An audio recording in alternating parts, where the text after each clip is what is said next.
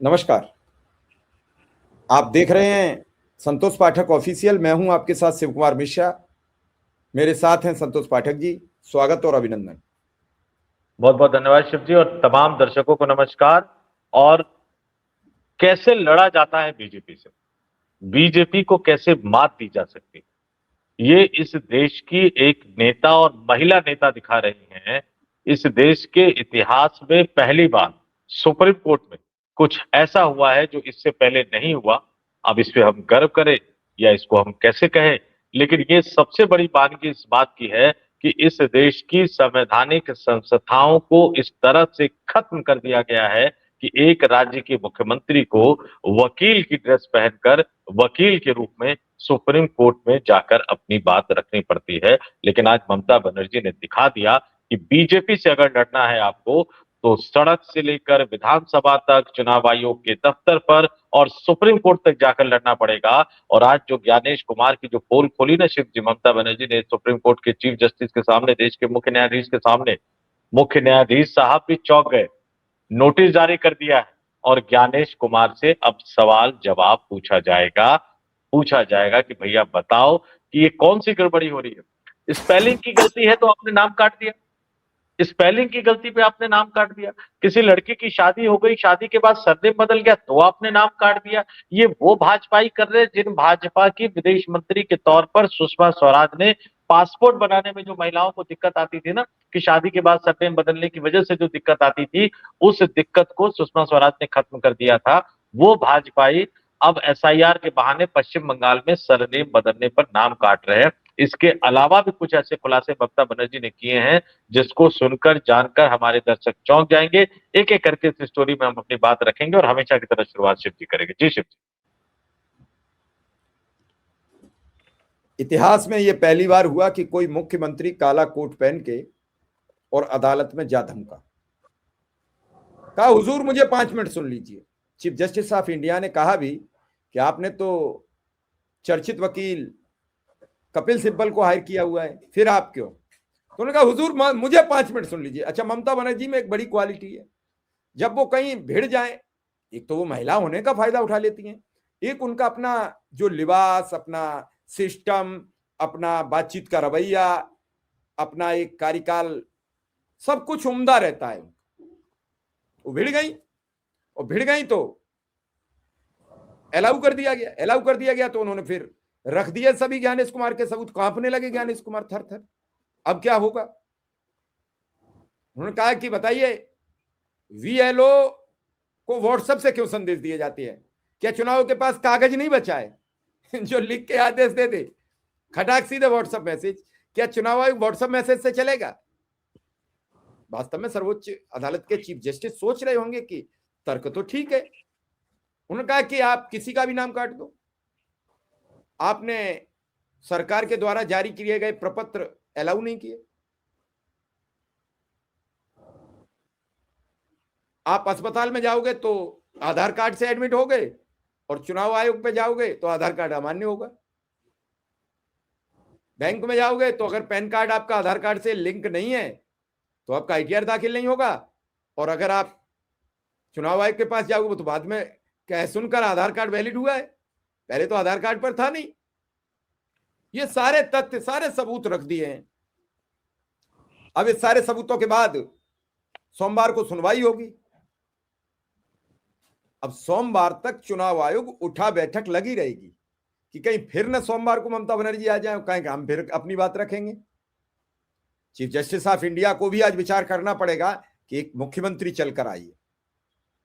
उन्होंने कहा कि बताइए, हमारी इंडिया गवर्नमेंट की, इंडिया गठबंधन की सरकार है, तो आप एसआईआर कराओगे और असम में भी हमारे साथ चुनाव होगा, केरल कराओगे, तमिलनाडु कराओगे, लेकिन असम में नहीं कराओगे। ऐसा क्यों? तो चुनाव आयोग और सुप्रीम कोर्ट में देखिए सोमवार को क्या होता है। लेकिन इस सबके बीच जो ममता बनर्जी ने आज तथ्य रखे हैं, प्रूफ रखे हैं, वो बड़े हैरान कर देने वाले, बड़े अचंभित कर देने वाले। और ये बात सबको समझनी पड़ेगी, विचार करना पड़ेगा।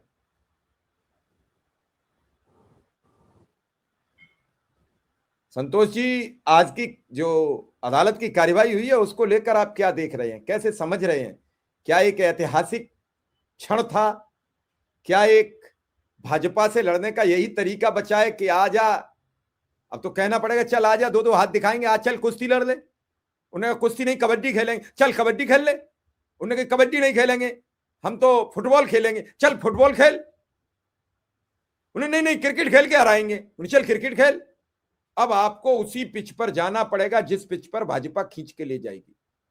आप जब तक पिच बदलने के चक्कर में रहेंगे कि इस पिच पर नहीं जाऊंगा, उस पिच पर नहीं जाऊंगा, तो फिर हस्र तेजस्वी यादव जैसा ही होगा।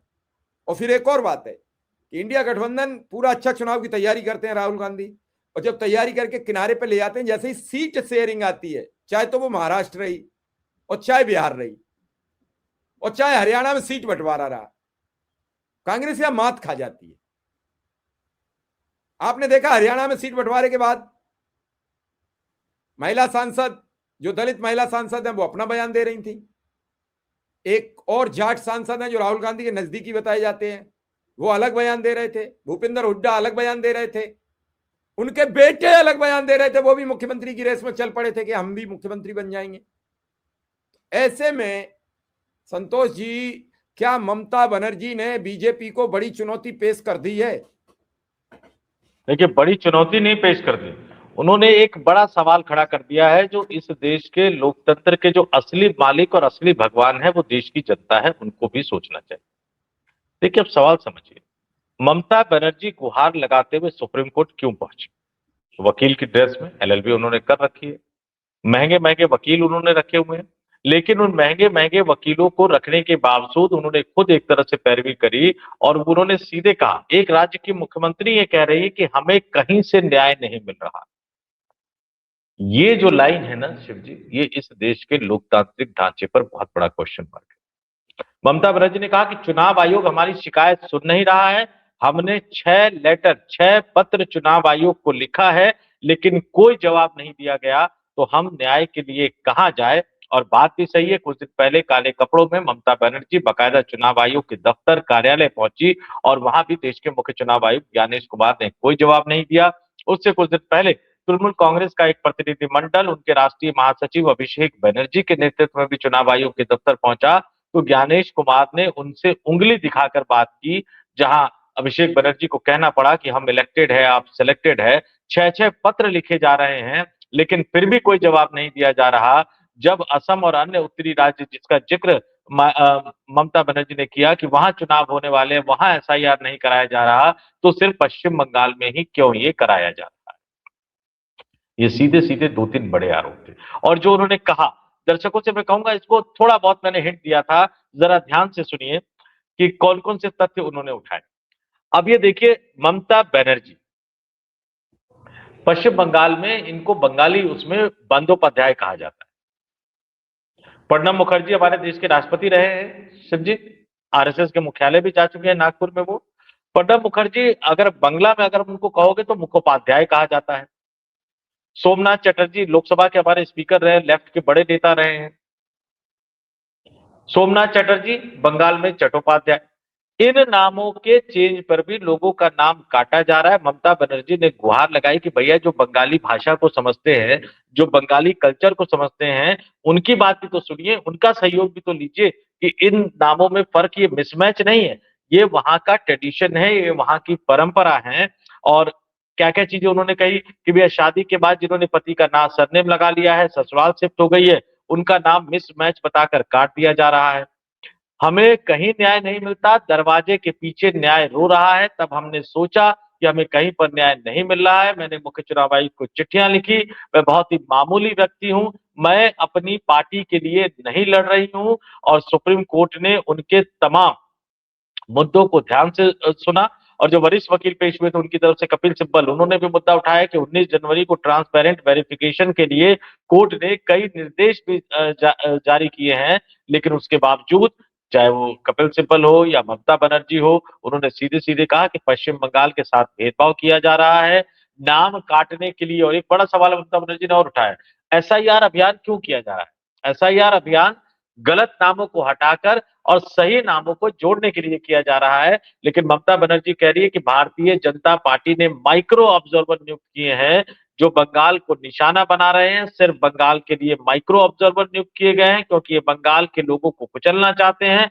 व्हाट्सएप पर, जिसका जिक्र आपने किया, व्हाट्सएप पर निर्देश जारी किए जाते हैं और ये वास्तव में इलेक्शन कमीशन ऑफ इंडिया नहीं बल्कि ये व्हाट्सएप कमीशन है। और चुनाव आयोग के खिलाफ इन सबूतों का सुप्रीम कोर्ट ने संज्ञान लिया है और सुनवाई के अंत में सोमवार तक चुनाव आयोग को, देश के मुख्य चुनाव आयुक्त ज्ञानेश कुमार को उन्होंने नोटिस जारी कर जवाब मांगा है। और यह भी कहा है कि अगर राज्य सरकार ग्रुप बी के अधिकारियों की लिस्ट दे जो एसआईआर की ड्यूटी कर सकते हैं तो माइक्रो ऑब्जर्वर को राहत मिल सकती है। यानी उन्होंने सीधे कहा कि भैया पश्चिम बंगाल की सरकार अगर ग्रुप बी अधिकारियों की एक लिस्ट दे रही है जो बांग्ला भाषा को जानते हैं, जो बंगाल के कल्चर को जानते हैं, जो बंगाल की परंपरा को जानते हैं, तो वो माइक्रो ऑब्जर्वर के साथ मिल सकते हैं। यानी उनको इस पूरे प्रोसेस में शामिल करना चाहिए। एक तरह का ये संदेशा देने की कोशिश जो है वो देश के सुप्रीम अदालत ने ममता बनर्जी की गुहार के बाद की है। शिव जी,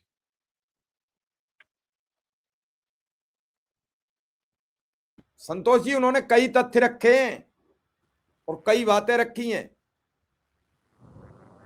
उन्होंने कहा कि जो आपने कहा कि बीजेपी शासित राज्यों में क्यों नहीं, असम में क्यों नहीं, असम में भी तो चुनाव हमारे साथ है, तो फिर एसआईआर साथ क्यों नहीं?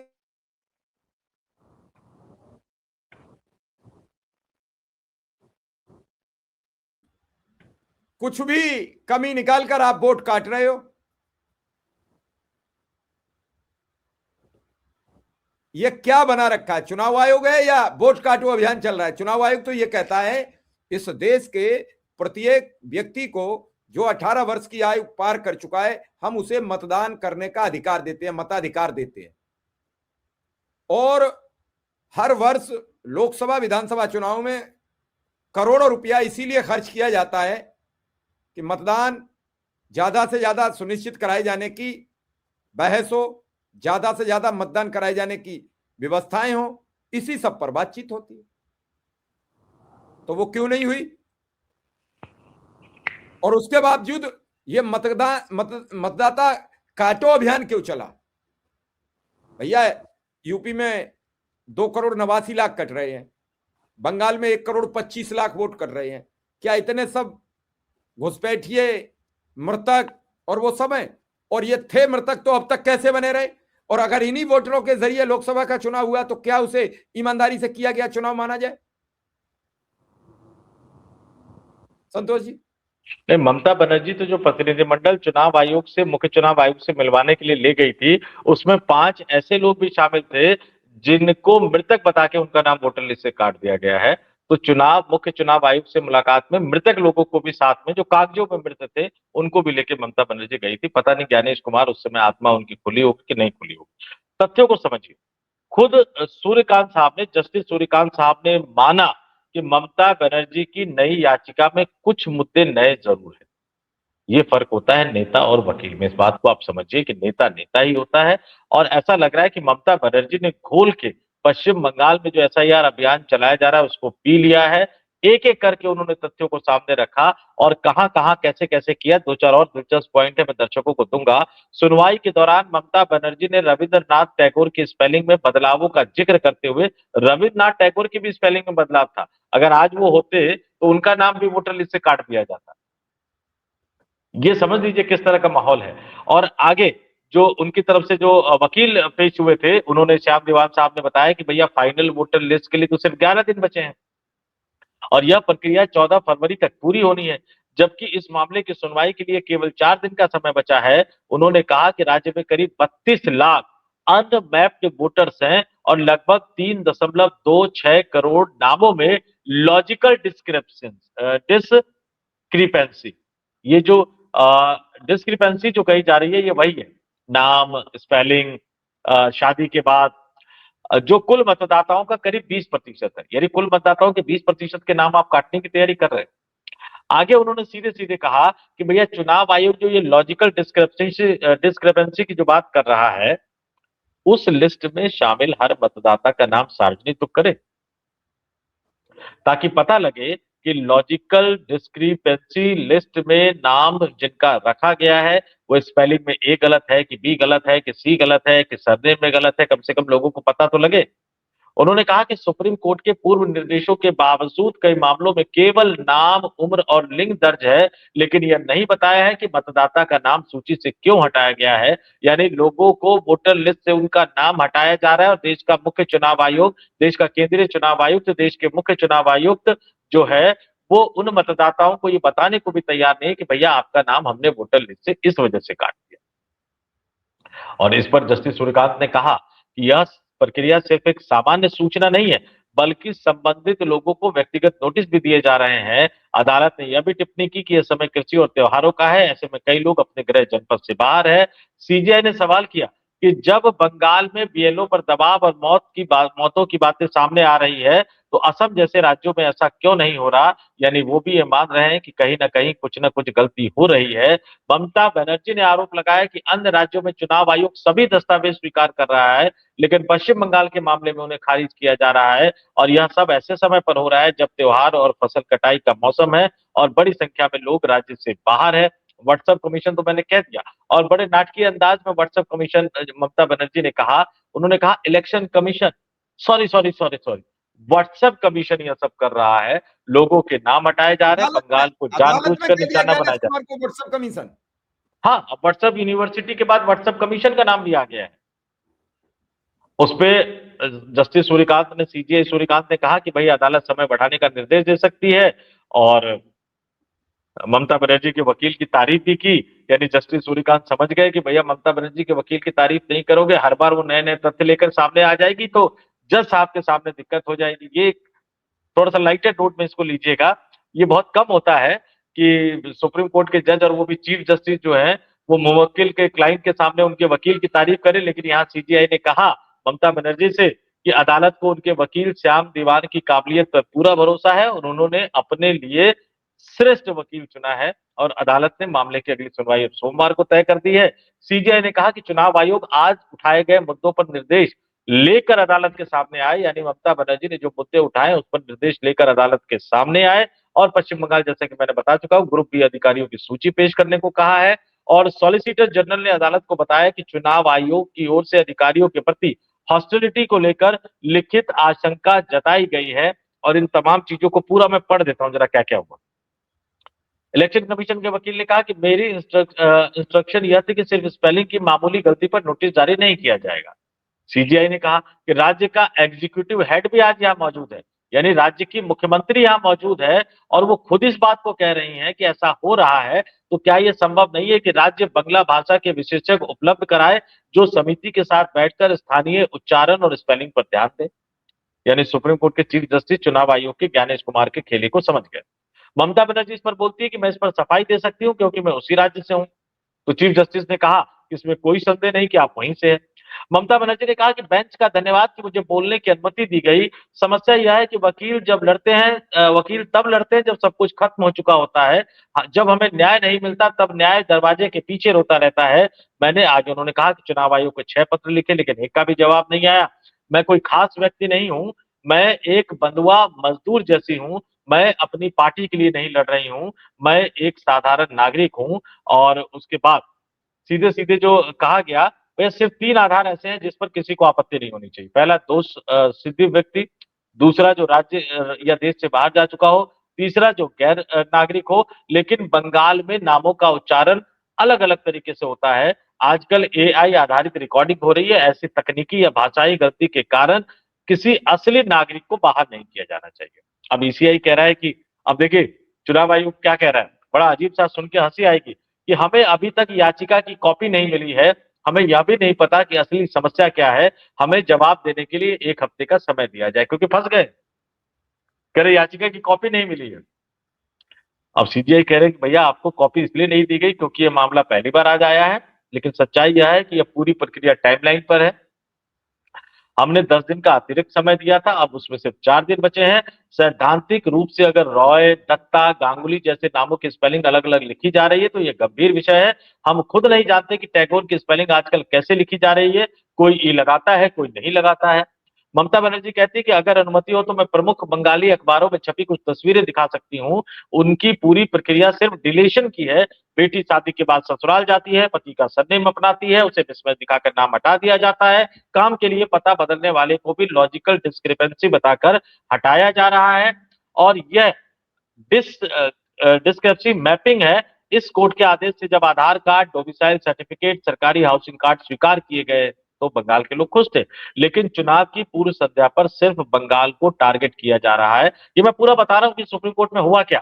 फिर ममता बनर्जी ने कहा कि 24 साल बाद अचानक 4 महीने में ये सब करने की जल्दी क्या थी। फसल का मौसम था, पूजा का मौसम था, जब लोग शहर में नहीं थे तब नोटिस जारी कर दिए गए।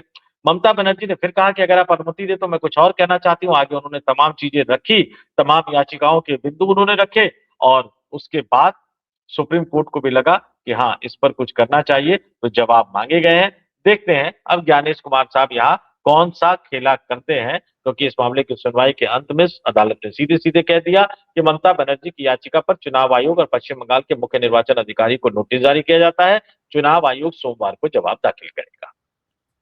अब संतोष जी, इस 40 मिनट की बहस में ममता बनर्जी, पहली बार ऐसा हुआ कि सर्वोच्च अदालत यानी सुप्रीम कोर्ट में कोई राज्य का मुख्यमंत्री अपनी सुनवाई के दौरान खुद सदन में मौजूद था, वो भी अपनी वकालत खुद कर रहा था। इससे पहले इसी तरीके से योगेंद्र यादव ने भी एसआईआर के दौरान अपना पक्ष रखा, अपनी याचिका में खड़े हुए। लेकिन आज सर्वोच्च अदालत सोचने पर मजबूर हो गई कि आखिर एक मुख्यमंत्री चलकर आई है, अपनी शिकवा शिकायत लाई है। उन्होंने ये भी कहा कि 100 से ज्यादा बीएलओज और सब मिलाकर इस पूरे मामले में अब तक मौत के मुंह में चले गए। क्या किया चुनाव आयोग? ये घटना सबको चौंका रही है और आज लगा कि भाजपा से लड़ने के लिए इसी तरीके से आक्रामक रूप से लड़ा जाएगा। बीजेपी चुनाव में बुरी तरीके से फंसी हुई है। अगर चुनाव आयोग पर विपक्ष ने कब्जा बना लिया तो भाजपा का किला ढह जाएगा, क्योंकि आम नागरिक सरकार बदलने के मूड में 24 में भी था, हर वर्ष है। लेकिन चुनाव आयोग के जरिए बीजेपी बड़ा खेल खेल रही है। महाराष्ट्र में एकाएक 50 लाख वोट बढ़ते हैं, जो कि 5 साल में नहीं बढ़े। उसके बाद बिहार में 60 लाख कटते हैं। उसके बाद यूपी में 2,89,000 गायब हैं। ममता बनर्जी बंगाल 1,25,00,000 गायब है। आखिर ये 1.25 करोड़, 2.25 करोड़ वोट कहां जा रहे हैं, किसके कट रहे हैं, किसके बढ़ाए जा रहे हैं? ये बड़ा विषय है और इस पर सर्वोच्च अदालत को कोई बड़ा निर्देश देना चाहिए। जो चुनाव आयोग करोड़ों रुपया खर्च करता था कि किसी भी हालत में वोटर को बूथ तक लाया जाए, वो चुनाव आयोग अब वोट काटने पर उतारा है। क्यों काटे जा रहे हैं वोट? कोई तो वजह है। क्यों 2003 की बात रखी जा रही है? कारण क्या है? वो चुनाव आयोग व्हाट्सएप से चल रहा है, सभी डीएम एसडीएम व्हाट्सएप से वीएलओ को संदेश दे रहे हैं, लिखित आदेश क्यों नहीं जारी कर रहे हैं? बड़े सवाल है, पूरा संदेहास्पद मामला है। अभी आज ही सर्वोच्च अदालत ने हरियाणा में एक विधानसभा की रिकाउंटिंग की पोजीशन थी, वो याचिका खारिज कर दी है। और जैसे ही बीजेपी वहां चुनाव हारेगी रिकाउंटिंग में, वैसे ही ये सब पर्दा खुल जाएगा। फिर जनता एक दिन सड़कों पर उतरेगी और बीजेपी से बदला लेगी। अभी जो ट्रेड डील लागू हुई है उसमें देश खात्मा की ओर चल पड़ा है, क्योंकि अगर मोदी को, अडानी को बचाना है तो ट्रंप की सब बात माननी पड़ेगी। अब ट्रंप जो कहे, ट्रंप से अब भारत कोई टैक्स नहीं वसूलेगा। जो 16% आम नागरिक को पता ही नहीं है, 16% जो टैक्स भारत वसूलता था अमेरिका से, वो 0 कर दिया मोदी ने। क्यों किया? 16 नहीं शिव जी, कई चीजों पे 40-50% तक टैरिफ वसूलता था। मैं तो 16% की बात कर रहा हूं। और भारत जो 4% देता था वो 18% देगा। इसे मीडिया, जो चारण मीडिया है, वो इसे मास्टर स्ट्रोक बता रही है। आज कई बड़े पत्रकारों के वीडियो गरियाए जा रहे हैं। शर्म नहीं आती है इन लोगों को कि देश की जनता को इस तरीके से बर्बाद करने पर क्यों उतार हुए? आपको पैसा मिलता है अलग बात है, पैसे के लिए आम नागरिक का जीवन दांव पर क्यों लगा रहे हो? जब देश बर्बादी के कगार पर जा चुका और चला नहीं जाएगा तो इस देश का एक एक नागरिक डंडा लेके आपके पीछे दौड़ेगा। वो स्थिति आ चुकी है। इसलिए ईमानदारी से पत्रकारिता करो, सरकार से सवाल करना सीखो, वरना बहुत बुरा दौर आने वाला है। देश बचाने के लिए सामने आना पड़ेगा, सवाल करने पड़ेगा। फिलहाल इस खबर में इतना ही। आपका आभार, धन्यवाद, नमस्कार। नमस्कार।